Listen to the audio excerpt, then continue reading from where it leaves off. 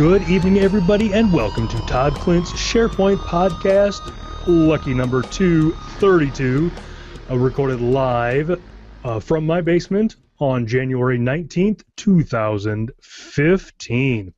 I am your host, and I'm also high fructose corn syrup free, Todd Klindt, and all of this magic, all of this fun will be brought to you by the fine folks at Rackspace. You can go to sharepoint.rackspace.com to find out all the crazy things that they've got in store for us.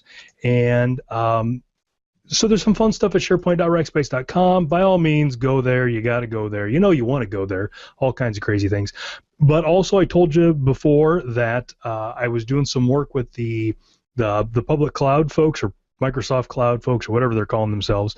Shane's group over there, the Hyper-V, the System Center folks, been helping those guys out. And while I was in San Antonio a couple of weeks ago, they recorded some videos, and I got in the video. So you can go out to this YouTube link, and I'll put it in the notes. I'll give it a short URL before I produce all this. But it's talking about the Microsoft public cloud offering at Rackspace. Now, the funny thing is, Justin King, the wizard who put it all together, he does a tremendous job with all these things. He tweeted it out last week, and I was in the middle of a meeting when he tweeted it, so I couldn't watch it. And I completely forgot about it until about 2 minutes before I went on air. So I actually haven't watched it, but I fast-forwarded through it, and I can assure you my face shows up. He may have superimposed like a Mickey Mouse voice over top of what I said. I have no idea what I'm saying or what pieces he put in there. But that's out there, so I promise after this is done, I'm going to watch this right away and see what great movie magic. But a shout-out to Justin King. He does a great job. He was our marketing guy for the SharePoint product for a while until he moved on to greener pastures. He does some cool stuff. He makes videos for the SEC, which is probably his dream job. If he was able to ask Santa for anything, it would be to get the job that he has now. And he does a tremendous job. You can find him on Twitter at Justin King. I think on Facebook he's Justin King. He is such a big deal that on Twitter he's got the little blue check mark. That's how big of a deal Justin King is, and he knows who I am, and he put me in a video, so I'm pretty excited about that. So check that out. Send that out to your friends. They will all love it. My mom loves it, I'm sure. All kinds of good stuff. Production notes. I think it all went pretty well. I might have forgotten to tweet when I published this online, but I think everything went pretty well. Got everything out pretty soon. I'm traveling this week. Actually, I'm flying out tomorrow, so I'm not sure when I'm going to get this all out. But I will. I'll get this published just as quick as I can. Get the audio out first. Once again. If you need to get your Todd Klindt fix right away, and nobody blames you if you do, nobody judges you for that, but if you need to get it right away, you can subscribe to the RSS feeds, and those are on my blog at toddklindt.com/blog. They're also at toddklindt.com/netcast, the RSS feeds. You can also find them in iTunes. I can't for the life of me figure out how to get them into the Windows Phone podcasting app. That is magic that is just not available to me, but someday it'll be there. I know the formula, I just can't get it to work right. But anyway, you can load it up there. The MP3s will always come out first, so you can get those that way. And then likely the YouTube feed, so you can go to youtube.com/ToddKlindtNetcast. Subscribe to my channel there, and then as soon as I upload one of those, you'll get alerted for that. And then finally, the video feed will get updated. So that's kind of the order that I do them in. So if you need to get this as quick as you can, which is usually about 4 days after I record it, those are the best ways to do it. And that's kind of the order I produce them in. But again, I'm traveling tomorrow, and I'm going to be out. I'm going to be kind of busy Wednesday and Thursday, and then I'm traveling back on Friday. So I'm not sure when I'm going to get this all out, but we will do the best that I can. And I did want to give a shout out before we go too much further talking about the production and all that. We've got one person in the chat room, Jason Himmelstein, who last I checked, he texted me a picture. He was on his exercise bike, and he is watching this live stream on his exercise bike. And so I was commenting to him before we went live that exercise is horrible, uncomfortable, miserable activity, and I think Jason may have found the only way to make it even more miserable, and that's to listen to me and watch my ugly mug while he's doing it. I don't know if it's one of those things like maybe he's got a punching bag somewhere, and that's, he's using this to get himself angry, and all that. But so shout out to Jason, good friend of mine, and he's jumping in tonight because of some of the birthday stuff and all that. So a shout out to him. So we'll do that. Lori, did you put that thing in Dropbox? I didn't look. Do you want to do that this week or next week? Okay. Well, let's do that first then. Let me see. So the whole reason, what's today's date? That's the wrong thing. Well-oiled machine, folks, I promise you.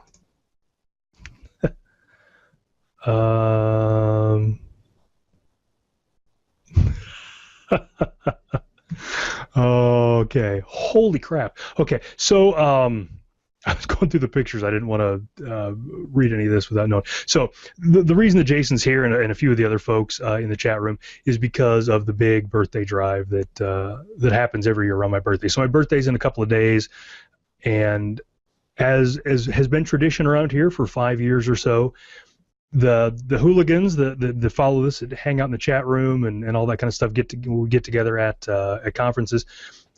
A couple months before my birthday, though this time like August, like 5 months before my birthday, they get together and they start this grassroots thing where they start trying to get people to donate money for charity. It's something that I do a lot. I used to talk about it a lot more on the podcast, but I didn't want to be preachy, so I kind of got out of talking about it. But doing charitable things is something that I do a lot in my normal life. And when I first started this podcast out, a bunch of people picked up on that. So I started the podcast like in March, and a bunch of the folks already knew me. As my birthday came around, they wanted to do something for me for my birthday. And Dan Usher got the bright idea to collect a bunch of donations for various charities and do that in my name. And that was a tremendous idea. Kudos to Dan Usher. So he created this great tradition now. So we've had it 5 years now, I think we've been doing it. So this year and last year, and maybe the year before, I don't remember, Lori Gowan took up the reins for that, and she has done tremendous work about collecting all this kind of stuff. So she's been sending out emailers, and I've mentioned it here a few times. She's had skywriting, all kinds of stuff like that. She's done a really good job with this. So this is the last show before my birthday. Again, my birthday is Wednesday, and so we have another tradition. One of the traditions is we collect money for charity, and for any charity. It doesn't have to be one that I donate to. I don't care about any of that. So that's one of the traditions. We donate money for charity. Another one of the traditions we have is Lori never sends me my card so that it actually gets to me on my birthday. So that's next year it'll be fun. One of the tripping up things is the Monday before my birthday is always Martin Luther King Day, so there's no mail. That's the excuse that she gives. But anyway, so we've got this tradition where she gets a card and a bunch of people sign it, and they write a bunch of really nice stuff on it, and then I get a picture of that card for my birthday, and then like a week later I get the card. It's all very good fun. So that's what I was doing at the beginning here. She scanned those pictures and put them in Dropbox. So I was taking a look at it. Now there's a bunch of names on here. Let me make sure. I should have checked them all first. Oh, that's the wrong direction here.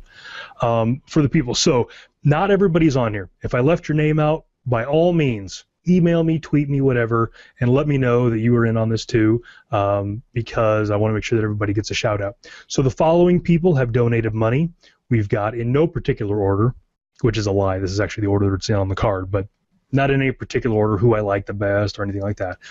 Trevor Seward, Mike Zappacosta, my mom and dad, Larry and Mary Klindt, Naomi Moneypenny, Daniel Glenn, Laura Rogers, Joanne Klein, Jim Ehrenberg, Kathy Dew, Lori and Matt Gowan, Jason Himmelstein, Matthew Bailey, Dan Usher, Jared Shockley, Mark Chrisman, and Jack Frew all donated money for various causes, and there's a bunch of different charities that are listed on here.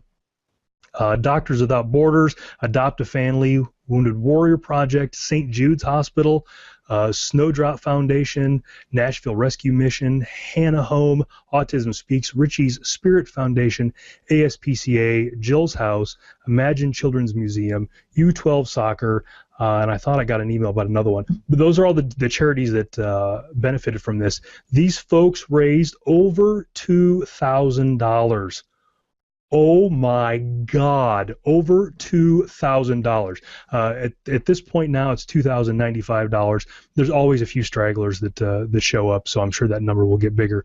Here is how. So it's already. So Lori just put in the chat room. It's already 21:45. We've already got another 50 in there.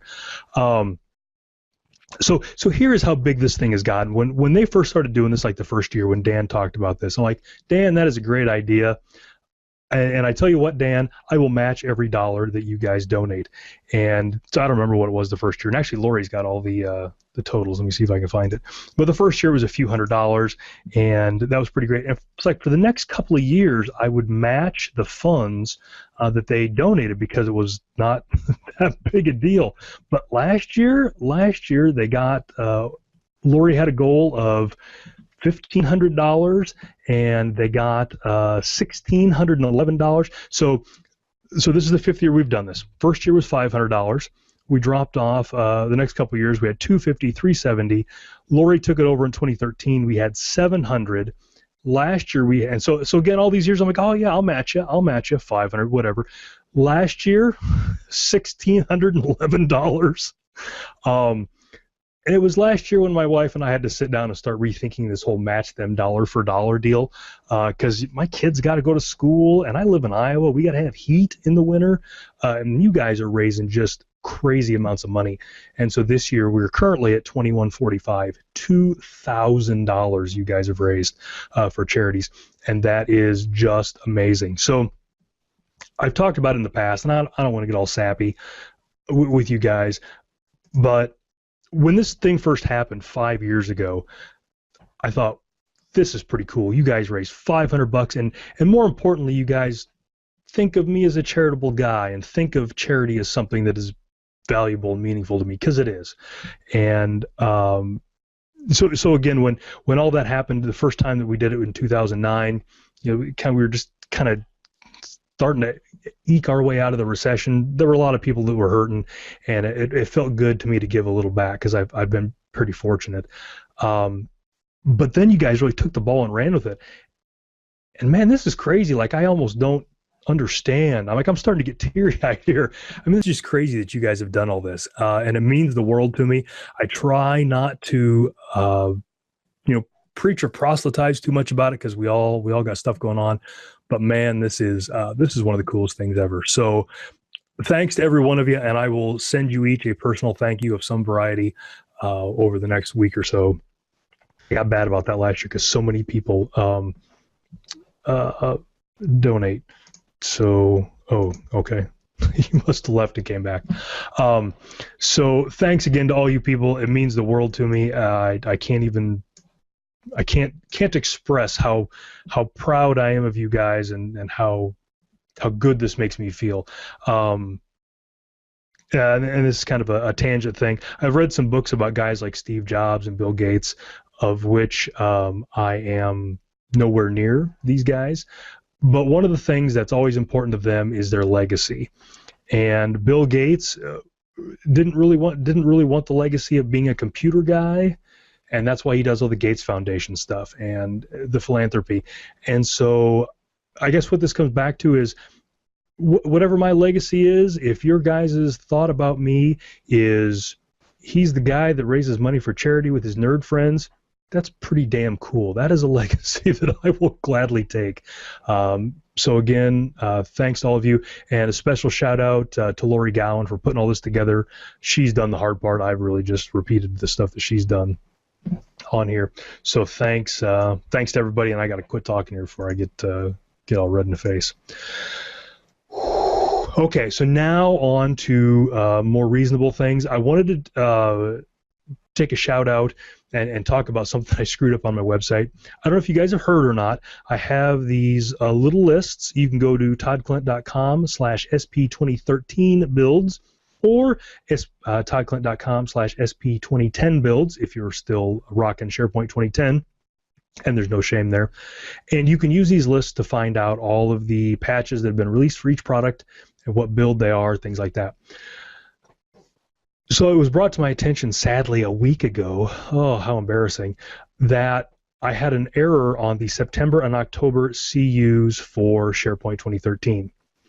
I had marked in there that you had to install the July 2014 cumulative update before those. That is incorrect. Now, I have to give credit where credit's due. So one of my coworkers mentioned that to me last week, and I was like, oh my God, I'm an idiot. It first got brought to my attention a month or so ago. Stefan Gossner from Microsoft, he's got a great list of all that stuff. He always blogs when these patches come out. He's a PSS guy over in Germany. Does some great stuff. His website, I should put a link to it out here, is very informational. I go to it often. He tweeted me and said, "Hey, dummy," and he's German, so he does that pretty well. But he said, "Hey, dummy, your September, I think, cumulative update page is wrong. Fix it." And it didn't occur to me what had happened, and so I guess it was maybe a month ago, I fixed it. So what happened was July, and again, it's SharePoint 2013, July came out as a full CU, standalone, all that kind of stuff. When August came out, it was not a CU, it was just a patch, as it wasn't an Uber patch, and so you had to install July 1st. So I put that in the notes, must install July before you install this. When September came out, I have this habit where I just copy the wiki page from the month before, and of course up in the top there it said requires July 1st, so I copied that into September. And then October came out, and I copied over. So I think Stefan actually found it for November, and so I just took it for November and didn't go back. So I apologize for that. Those pages have been fixed. You do not install, you do not need to install the July cumulative update for anything besides August, because September, October, November, December are all Uber patches for that. So I apologize for that. I apologize to Stefan because he pointed me to it, and I just didn't even pay attention, didn't even notice, didn't even think to go back the month before. So I apologize for that. What I'll probably do is I'll probably put another wiki page someplace that has that as a template, and then copy that over so I don't do that again. Speaking of cumulative updates, it looks as though there is not a January 2015 cumulative update for SharePoint. I've not gotten any official word from my sources at Microsoft for that, but Microsoft did release a TechNet article that said there would not be any patches for the Office client. So I assume there will not be any for the Office servers, which is what SharePoint, all that is. None for those as well. So those guys probably took a much needed break over the holidays, and good for them. They deserve it. So there won't be any patches, I assume, next month. Though here in a month we're gonna have some great patches in February. Wanted to also bring up a couple of things about that. So right now, September's kind of my favorite patch for SharePoint 2013 when I'm laying down a new farm. I like the jive that the September 2014 patch has. The November patch is starting to grow on me. It's got some great search stuff. It's got a couple of little bugs in it. One is the sharing thing, and I've got that on my blog. The other one that I haven't listed yet on my wiki, but I probably will, is a bunch of people are reporting that incoming email breaks with the November cumulative update and is continued broken in the December cumulative update. Now, I haven't added that yet because I haven't seen it myself, and nobody's got like a blog post or anything on it. If you look at the discussion on Stefan Gossner's post for the December update, he talks about it there a little bit. People have problems. And the other reason I didn't mention it is because I put that patch on a system and had a similar problem, but had a different solution. So I'm not, until I can go through it and reproduce it, I didn't want to mention it. But essentially the issue is, if you have an existing farm, incoming email works, you drop the November or December patch on it, incoming email no longer works. All the messages pile up in the drop folder till it gets full, though the job's running. Some folks have put on Stefan's blog that if they remove the site collection quota, that will allow the messages to come through. And somebody else mentioned that they increased the sandbox solution resource quota. That also fixes it. For me, for the farm that I had, if you remember here a couple of weeks ago, I was talking about flushing the configuration cache. I can't remember which podcast I talked about that on. That's what was going on when I did that. We had a farm that had been working, incoming email had been working, put the patch on, it did not. The job was running, it just wasn't working. Clearing the SharePoint configuration cache and restarting everything made it work. So I don't know exactly what the deal is on that issue. But if you use incoming email, tread lightly on November and December 2014 patches for SharePoint 2013. Throw it in a test environment, maybe wait a month or so, maybe see what February's got to offer. But I do want to throw that out there. And the other reason is because a bunch of people have emailed it with me. You guys have done a great job. When you find problems with patches, you email me. This is one that I keep getting emailed about, so it's something I'm going to have to add. So we got that. So here's another one. I was installing a farm this weekend, and I installed SharePoint 2013. I've installed it a bunch of times, and it's kind of just rote by now. It's just muscle memory, and was going through doing the thing. Was almost at the end. Created the user profile service, set all that stuff up, started the user profile service instance, everything was great. Went to start the user profile sync service. I'm like, oh yeah, this is a single server. I need to reboot the box. Rebooted the box, tried to start the sync service. It wouldn't start. I'm like, man, why didn't this start? Am I losing my touch? Oh, that's right, I got to do the thing where I reboot the box. So I rebooted the box, and it still didn't start. And it took me like 3 times to remember that the reason you have to reboot the box is because you have to add the farm account as a local admin on the box, and then reboot it. And I had been skipping that ever so crucial step of adding this farm account as a local admin. So I just wanted to let you all know, small public service announcement here, you still need to make the farm account a local administrator on the box where the user profile sync service is running on SharePoint 2013. That has not changed, no matter how many times you reboot that box. If the farm account's not a local admin, the sync service will not start. I promise. I tried it way too many times this weekend, and it just would not start no matter what.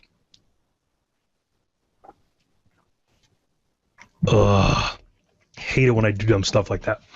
But I thought I would share it with you because, we all like to laugh at my expense. It's good times.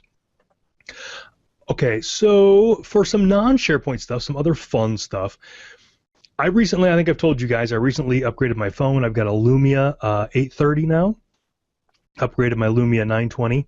And one of the things that is different about the Lumia 830 is that it comes with the next version of the Windows firmware. So this is called Denim. Excuse me. We had Cyan before that. We had Black before that. We had Amber before that. I'm detecting a pattern, can't quite put my finger on it, but anyway, it's got Denim on it, which is the new firmware for Lumia devices. This is different, though related to the software, which is Windows Phone 8.1, 1, or Windows Phone 8.1, Update 1, however you want to talk about it.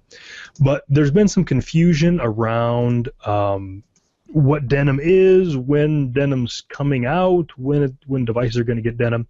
So I wanted to just bring that up, point it out to you guys. Paul Thurrott has an article on his new website, thurrott.com, and that is THURROTT.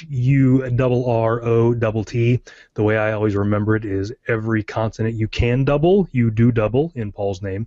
But you can go to thurrott.com. So he is no longer blogging at WinSuperSite. All of his new stuff is at thurrott.com. But he's got an article about what Denim is, when you get it, what it adds, those kind of things. So if you have a Lumia device, you will either get Denim or have Denim. So the 830s have it, the 930s might have it already, and then the rest will eventually come as the carriers release it. But I know I was kind of confused by that. When I got the 830, it had Denim.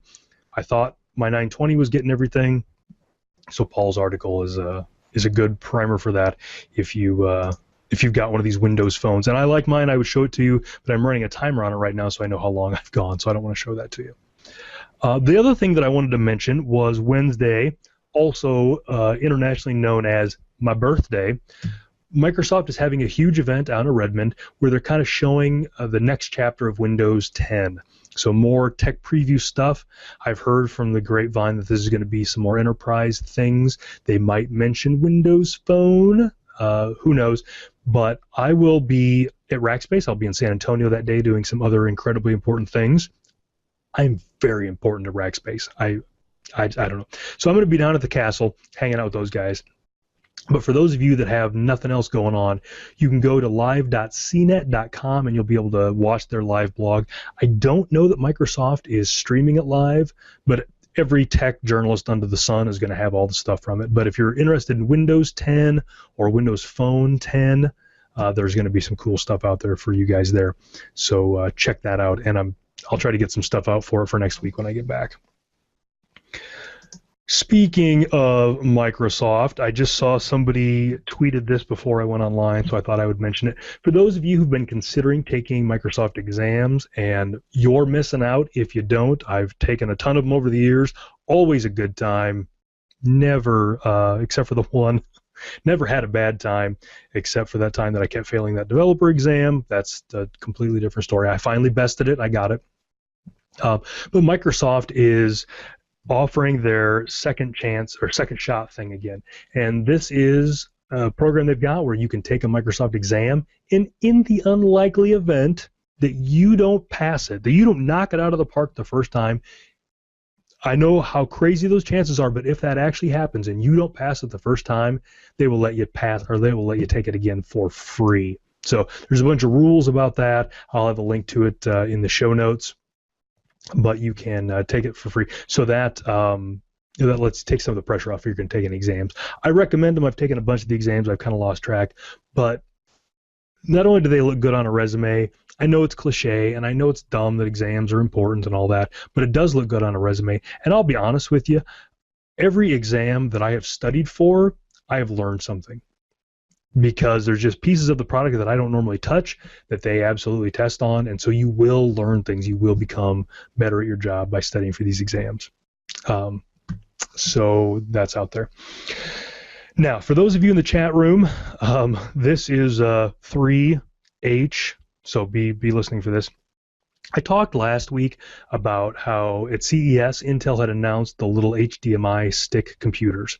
And these were, and I left my prop in the other room, these are little things. They're a little larger than a USB drive, but they are full computers on a little stick that runs behind your TV or your computer or something. And I can't believe with all the crap I've got in my office, I don't have one of these within arm's reach. But they're about this big, plug right in, hook them up to USB power, and in the case of these Intel devices, it is a full-powered Windows 8.1 device. The whole thing. Under the hood, not that it has a hood because it's just too damn small to have a hood, or I guess under the bonnet for my my British friends, it is the same technical specs as a bunch of these tablets that I've got. So this is a Dell Venue 8 Pro. I guess this one's got a little better processor. But these little HDMI sticks have the same processor as my Best Buy tablet, as I just go through these piles of tablets that I've got sitting around. It's got the same processor as these small 7 and 8-inch tablets, an Intel Atom Z3735F or G. Same processor as this. The one that I ordered has 2 gig, or I jumped to the end there. The one that Intel talked about has 2 gig of RAM and has 32 gig of storage, and it's got Bluetooth, and it's got 802.11, B and G and N wireless. It's got a USB port for charging, and it's got a USB port for expansion stuff. But this whole little thing is $150. And it's a full computer. You can use it for a full computer. Again, it's the same hardware specs as this device. So you can run Office on it, you can do whatever, but it doesn't have a screen, and it doesn't have a battery. So they can make it pretty small, and they can make them pretty cheap. So I talked about that last week, how that thing was pretty cool. And then I talked about how they'd been out for several months, and you could get them on Alibaba, because I talked about how I'd been cruising out on Alibaba looking for stuff to buy. And then I talked to you guys and told you how I'd been strong and how I'd seen them out there, and I hadn't bought one. As of last week, that was all true. I had not bought one. But then I got weak because I have a sickness, and I bought one. So this is not the Intel a device that was announced last week. Those aren't going to be available until March. This is another one, and I mentioned it last week. This is the MeeGoPad, and they've got a couple different price points for these because there's some crazy licensing that goes on. So I got the MeeGoPad T01 32 gig device. It's got 2 gig of RAM, 32 gig of storage, micro SD slot, all the same stuff as the Intel device. I wouldn't be surprised if these don't come out of the same factory. I mean, it's identical, but it's this cheap little knockoff. Now, the licensing for Windows is kind of weird with these. Last year, in the summer, fall sometime, Microsoft announced that for small devices, so devices like this tablet here that has an 8-inch screen, devices that have screens smaller than 9 inches, the licensing for Microsoft would be $0. It wouldn't cost anything to license Windows for these devices. And that's why we're getting so many of these devices that are so cheap, these $100 devices. There's no OS fee. These dongles, these little HDMI things, are not covered by that yet, apparently. So when you buy one of these devices, if you buy it now, and nobody blames you if you do, they are adorable little things. If you buy them, they either come with a trial of Windows, or for more money, they come with a license of Windows. Now, I've got an MSDN subscription, and I've got, copies of Windows 8 laying around, so I went ahead and bought the one with the trial key. So beware when you're ordering this that you make sure you get one that has what you need, if you need the license or if you don't. I'm guessing at some point Microsoft's going to shore that up and they're going to figure this out. I'm guessing it will be before Intel starts releasing them. But I was under the mistaken impression that since it did not have a screen larger than 10 inches, it would have a free version of Windows on it. That is not the case. But again, I think it'll be fine. I can't wait to get hold of this thing and play with some of the WinBoot stuff and all that. The one I got was like $109. So the thing that we were laughing about in the chat room earlier was in my notes. I have a sickness. I bought one because I just can't control myself, and that's what this was. So when this shows up, it's supposed to ship tomorrow. It's supposed to take about a week, which seems like a lifetime to wait a week. I'm absolutely spoiled by Amazon Prime, so I'll probably get it in the middle of next week some point. So look for some kind of an unboxing video, and I'll absolutely talk about it on the podcast after that. But great little fun things. There's so many different things you can use this for. I just can't wait to get my hands on it and play with it and make it my own. It's so much fun. They're so cute, and they're like $100. Okay. Final thing, and then I'll let you all go. You can all go watch The Bachelor or whatever it is you guys do on Monday nights when you're not hanging out with me. So for the last couple of years, I have gone out to Vegas in January for the New Media Expo, picked up a lot of great tips on how to make this podcast suck less, though you could make the argument by watching it tonight that there could be more work done. But anyway, it did suck more. Take my word for it. But one of the things that's part of this, the New Media Expo, is the Podcasting Awards. And we've talked about this in the past. I think Jeff Jones made me aware of this a couple of years ago, which is kind of how this whole thing got started. But there is a place where you can nominate your favorite podcasts for a podcast award. And then the show this year is in April. It's April 14th out in Las Vegas. They have a big award ceremony, and they get podcasting awards. And it's all very cool. I've been there the last couple of years, and it's a fun show. One of the things that I like about it is that it's starting to legitimize podcasts as a media, and I think it's really it's a good thing. I think podcasts are the way to go.